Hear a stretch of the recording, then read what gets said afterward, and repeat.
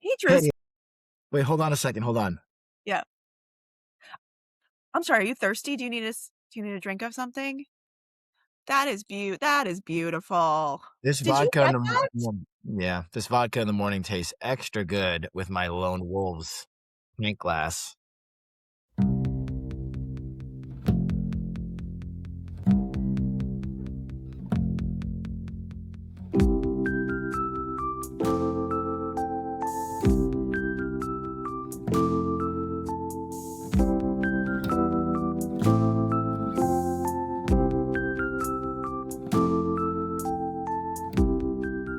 Guess what's coming? Yeah, Merch. my hoodie's coming today. My test Oh my hoodie. gosh. I know I I haven't get all your tracking information on my email, so I'm just tracking your products. good. Yeah, let me know because I'm excited. I'm gonna put on a hoodie even though it's 90 degrees out. I know. I will say just for keeping this on the record, it is so hot. This heat wave, like even right now in the it's so hot. I think global warming might be real. I Nah. wasn't sure, but this is crazy, and it wasn't like this growing up. I grew up in New England, and it wasn't like this. And I was listening to someone talk about in their 50s, talk about how they grew up in DC and they still live in DC. And he's like, at night in the 70s, like we didn't need air conditioning. Which is what because And have like that wasn't like a common thing like it is now where most houses have air conditioning. Could you yeah, imagine today and yesterday not having air conditioning? Because you were like, "My air conditioning is, like, pooping out. It wasn't it's doing like what." having, yeah, it's like having trouble because it's a HVAC system. And yeah, I don't know, man. This is like, I feel like I was skeptical of climate change up until about yesterday. But now Yeah. now I think it might be real. You're like, "It's no longer a hoax because it's affecting me, and that's Yeah. how things change." I got to stop burning styrofoam as a hobby.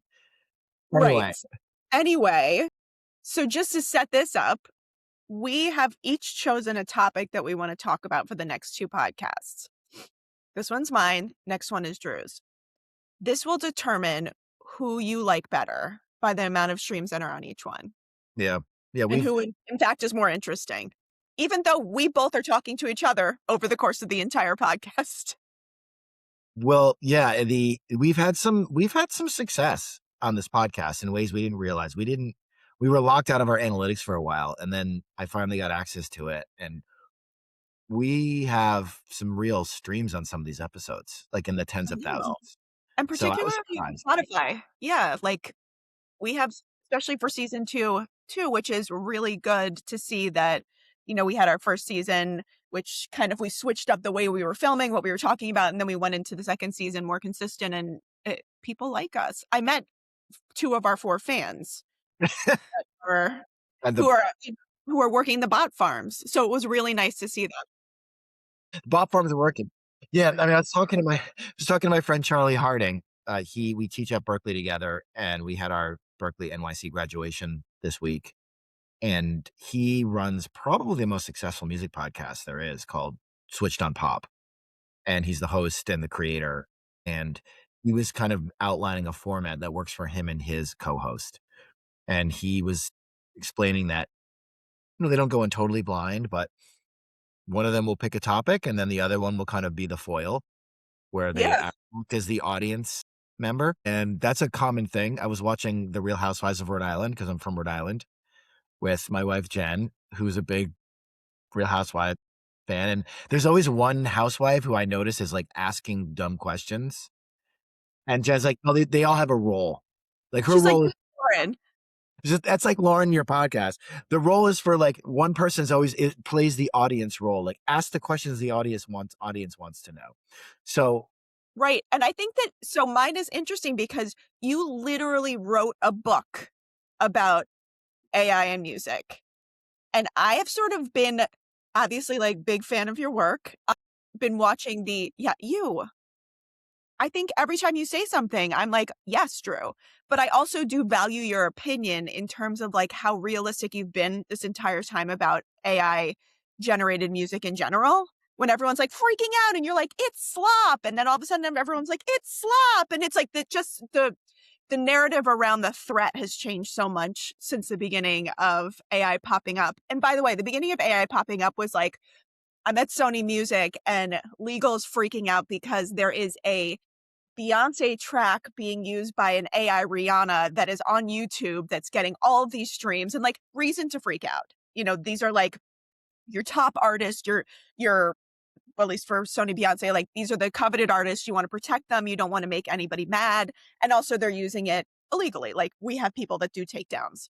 So that's kind of how it started, but it's sort of like with, obviously the majors having these like massive legal firms and they're getting outside counsel and suing. And meanwhile we have like companies like Sooner, which is raising like $400 million with a $5.4 billion valuation. It's like these two ends of the spectrum. It's like the VCs and private equity are spilling money into a company that the actual content, the rights holders are suing. So it's a little bit confusing when you like look outside of it.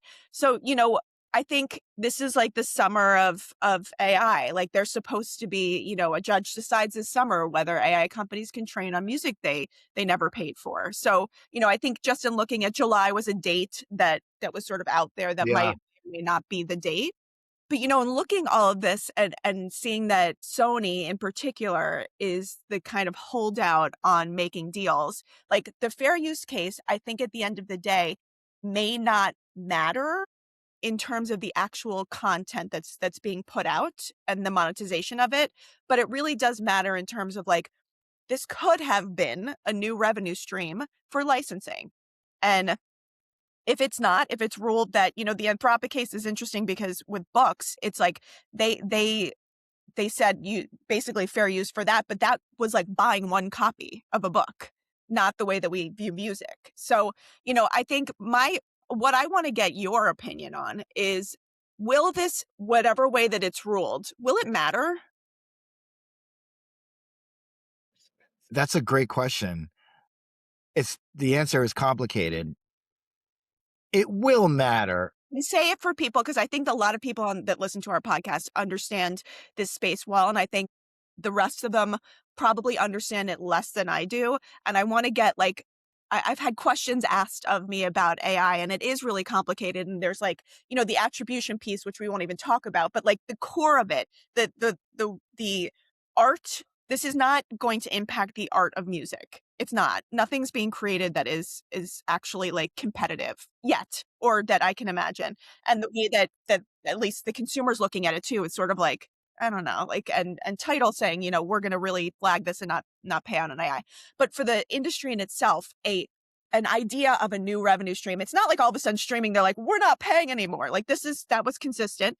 This was a new revenue stream. What does this mean to you? Yeah. So, first of all, one thing to note is that throughout the industry, any industry, private agreements supersede legal precedent. Right. So, that is something to keep in mind. And we have a lot of precedent in music for this. The CRB tells Spotify that they have to pay mechanicals in a certain way at a certain rate. And then Spotify does a direct deal with Universal over mechanicals, and it's something different than the CRB legally mandated. And the private agreements supersede public law.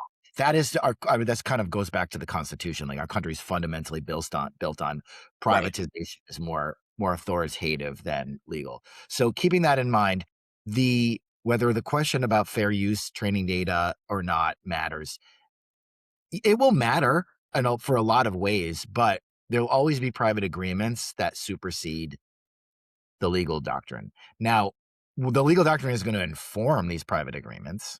That's for sure. The agreements that are already done with Suno and Udio, with Warner and Universal, are Yeah. done. And they took the risk of saying, no matter how this pans out, we know what it looks like for licensing our content. Sony, on the other hand, was like, we're going to bank on the fact that they cannot train their models on unlicensed content. There's Well, nothing they're set up done for. for now. I mean, these are really short time horizon deals. It's something that Warner has publicly spoken about, Mhm. that this is the term for the next couple of years, and then we'll revisit this when we have more certainty. But I don't think it's a question of will AI training data be considered fair use or not. It's more complicated than that. And where I think it's headed, if I had to bet, Mhm. and I think we've had some early case law to decide this, so it's not like I'm making this up, but Right. training data will be fair use. Train all you want, and it will be fair use. And if you look at the fair use statutes and you look at what training data in a model and the outputs create, it's I agree. It's like transformative. It's like not competing with the commercial market. It is No. something different. There's no training data. I mean, if the models are good enough, there's no training data that or output that really competes or sounds exactly like any one of the inputs. And that's what the fair use doctrine is based on. But how you get your training data will matter. And that's a distinction. And that is what we've seen in literature cases. So Suno can train all they want on the history of recorded music, but they can't steal the music to train their model. They have to get it in a certain way. Right. Right.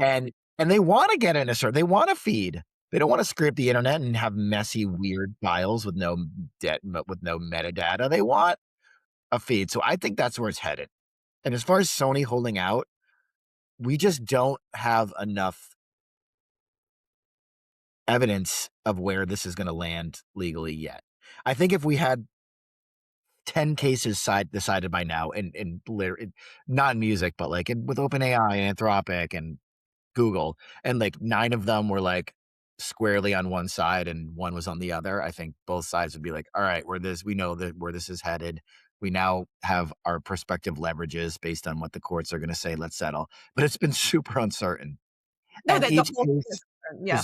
each case has been decided so narrow in a very narrow way that's replicable and applicable only to like that sector. So Sony's just a little more conservative. They take a little bit more time and they don't feel like there's a major upside yet in doing a deal. And Warner's does. So the question is like you asked the second question about revenue streams, and we can talk about that in a second. But the point of doing this is so the labels and the rights holders can make more money without cannibalizing their current business. And that's another question. Yeah, I think it's an important question, and it really is like the crux of almost everything that the major labels do.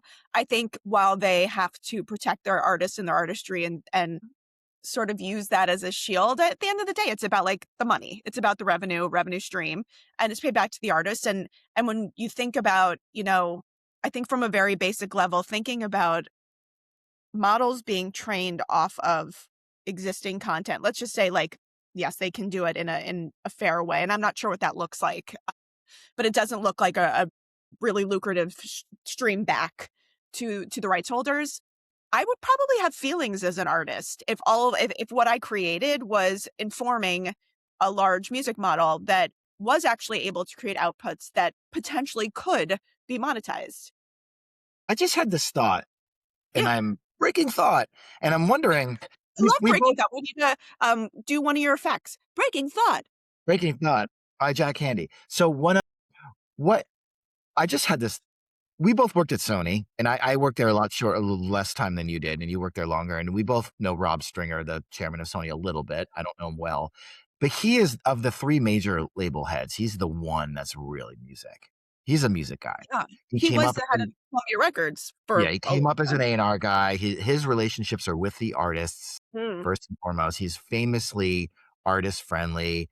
When Maxwell decided he was gonna fuck off for 12 years after his big hit, Stringer was like, "Let's keep him on the roster and support him, and eventually this will lead to another successful record." He's famously artist friendly in a He is way that he like he product manages like Harry Styles. He is involved in that as a CEO of the company. He still is incredibly involved in these projects that are important and that he has a relationship with the artist. right, when I was at Warner's, Tom Wally was the same way. He was a artist person. He was even an early producer. And now you have Robert Kinzel, who runs Warner Music Group, who couldn't be further from music. He's a tech guy from Google and didn't have any relationship with artists before he came in the role and doesn't think about this in terms of artistry. And Lucien Grange is an artist and a music person who started as a producer, but he is not focused on what's best for the individual artists as much. So do you think a lot of Sony holding out is Stringer just being like, I'm gonna be the artist perspective here and like not jump to the gun. And I know Adele is calling me, telling me she hates this shit, so I'm staying on the sidelines for now. Do you think maybe that's part of it? Yeah. I think that's a really good point. But in the same breath, I feel like we are watching the music industry turn into music and tech to sort of keep up with what's happening. I'm not sure. Yes, I agree with you, but I'm not sure if that's the right move. I do think, yes, that's a really good point in breaking thought on that topic because he has been so connected to the artist and the artistry. I remember I did a Pharrell's festival in Virginia Beach. And you wouldn't expect, like, all of a sudden Rob Stringer standing next to me, hugging me and saying, like, "Good job on this." Like, the artist was happy, the fans were happy. He was in it. He was there to make sure that that festival for an artist that was incredibly important to us went off well, and gave me tickets to the Mets. Like he like gifted my team with he was just it was encouraging to see, like you just said, how invested he is in that perspective. And I agree with you. I'm just not sure, like, business wise, maybe that will prevail at the end of the day, because truly, like, we have a music industry because of artists, because they're creating things that we want to listen to. I mean, I think there's little risk now. I mean, Warner's just acquired Surreal AI, which is the company who promises to do attribution better than anyone. And it was good timing because we had Benji, the CEO of president of Surreal AI, on our panel. Amazing. Literally, he showed up at the panel and he was like 45 minutes ago, I just signed the contract. And I was like, I know. I was congrats, like, thank drinks you for on you. all right. And then I'm like, Benji, you want to hang out, go to the after party? He goes, no, I have a Warner's all hands meeting in the morning. And Of I'm course like, you do. welcome to corporate, bruh. No. So Warner's is betting on this, but it's so early. And we haven't had, I don't think Sony's, I think Warner's might be being first to market. Warner's also is the smaller of the three labels. They need a win. They do. They need to fuck shit up in order to try to create some market share. Robert Kinsel, the chairman of Warner Music Group, in a precarious place in a way the other two aren't. So I don't blame him for being active, but I don't think Sony's necessarily losing out a ton, but it's a very, very immature market right now. This is training data licensing going to give a lot of money to the industry. Are these fan creation and engagement tools going to really? I don't like for when I think about these two things, and we talked about this on the panel, your panel for New York Music Month, these new streaming services that are coming out that are highly curated, like you get 30 tracks a month or handpicked, like, and then they disappear. And then the next month, like, those things to me feel like they are a little bit too niche and like kitschy, and like then people are going to be like, I don't care about this. I don't want to do it. At the beginning, it's exciting and it's fun and it's whatever. Yeah, But then for 3 or 4 months, you're paying for something that you're not going to cancel and you're probably not going to listen to. like And that's Sora, right. And that, right. Sora, like Sora. like That's what, the yeah, novelty's over. All the right, no one's novelty. liking it anymore. That's what I was thinking of, the People- novelty. I mean, I've had some really great discussions on this the last few months. There is a split camp here, where the media people who I deeply respect and probably quote media more than any other source are like all about it. And other investors I've talked to or other people are like, this is a passing rounding error at best. Or Yes. and I was in this weekend, I was with someone who is very much in the artist camp, songwriter who's done a lot, and he's like, "That's fucking with people's art," and I'm like, "All right, well, Okay. Like, that's extreme, but thank you. fine." Like, Brian Eno's not gonna let you do that. This guy was this friend I was with was working with Brian Eno on a project, and, like, maybe Brian Eno or, like, maybe Adele won't let you do this to her music, but, like, every K-pop artist will, so chill. But again, that's a huge market. Yes. But a specific audience and a big audience, but a specific audience. I compare it, why I mentioned that. I compare it to these sort of like walled garden fan tool creator tools with that are AI generated. Like, I don't know how much time, like at the beginning, you're going to like, this is so cool, and sending it to your friends and doing whatever. But like, I don't know. We're busy people and something else is going to pop up. It does remind me a little bit of NFTs and Web3, where everyone was like, I'm going to go into this world and I'm going to walk around and there's like nothing there and it's weird. And you're like, I got to go back to life. And I think, What do unless, I do with my Meta Quest headset now? exactly, What do I do with it? Also, how do I get back into my MetaMask wallet? Because I don't know where that code thing is. Like, there was a Wait, whole lot do we you have did. crypto in your MetaMask wallet? I'm sure. Well, I never put that much crypto into it, it's probably but worth something. or not. I mean, depending on what I Yeah. bought. I probably bought like I bought something that just Were totally you getting real esoteric? Were you buying like Solera and I like bought what's the real long tail Solana. of It was crypto? Solana. Solana? Yeah. I bought Solana. Outside the Bitcoin and Ethereum, it was like I had them all a little, at least a little bit of it. And then when I got fired from Sony, I sold it all because I needed the money. Well, that But was smart, but, like, I sat too close to Chris Frankenberg at Sony, and we were buying Stranger Things NFTs, like, it was good. wait, there's this new coin, and it's Yeah, like he I was can't even remember all of them.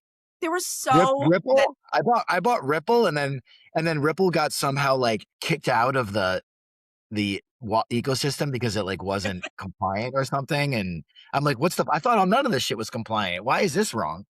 And because then none of like, the rules there was, like, no compliance. There was too many sort of untied loose ties, basically, so I compare it to that. That was a bubble, it burst. There was also a lot of money with the whales coming in, like, and trading and doing these, like, what are they called? Pump and dump yeah, deals with crypto, and it was cool for a while, and even, like, regular people like me, I was like, "I own cryptos and Bitcoin and whatever." Anyway, this could be a little bit different with creators, but I don't see this being, like, a long-term thing. I don't know. well, I think that we need to keep in mind that these tools and this sector is going to evolve. Of So course. we don't know. We can't make a judgment on like what people are doing with vocal models on Reddit and TikTok today. I, Right. I I think that there's like only upside here because at the very least, there's going to be several million people who subscribe to the higher Spotify tier just because they can and they're not price sensitive. And maybe they don't use these tools or maybe they're not making mashups in Spotify. But now all of a sudden, Spotify has 10 million subscribers at $20 a month instead of those 10 million subscribers at $12 a month. And it does. And fans, I think, listen to the chatter. They know that artists whine about not getting paid on streaming. They know that it's hard. They want to support music. There's enough of those people out there where even if no one actually uses these tools, there's going to be infrastructure to actually pay for them that consumers are just going to take them up on it. So Yeah, yeah, that's whether true. this becomes like what media is projecting as much as a 20% boost in the music industry, that seems a little aggressively optimistic, but I'm not gonna who knows? Who knows what other kind of crazy tool will come out that fans really Yeah. love, that will be sustainable and change the way that people listen to music in a certain way. I don't know. I'm I not don't I'm I not I gonna I wouldn't put money on any of it, and I think fans are pretty fickle too. The way that this generation, at least Gen Z, is consuming music and spending their time is from my Gen Z committee at Sony. They are a giant contradiction too. It's like you think you understand them, and then all of a sudden you're like, "What the fuck are you guys doing?" Like, and they know it too, and they're like, "We are on our own, and we don't want anyone to tell us what to do, but we also want these creators and influencers to tell us what to do." It's like, Yeah. what do you what? Like, sure. Okay, so I think they also feel like they're, like, longing for something that they never had and nostalgia for, an era that maybe their parents lived through, but it's hard to predict what they're going to glom onto, and is that the generation that we're looking at? So, I don't know, I think the space is really interesting. I feel less threatened by what's happening even in the courts, in terms of what it means for the art of music. I don't think it changes creation on a human level, and that's the thing that people still are drawn to. Yeah. We shall see. Vote for me. Just kidding. This was a great podcast if you're interested in AI, which I think we all need to be. Don't forget to like and subscribe and join Lone Wolves, and you'll be able to get your very own pint glass soon.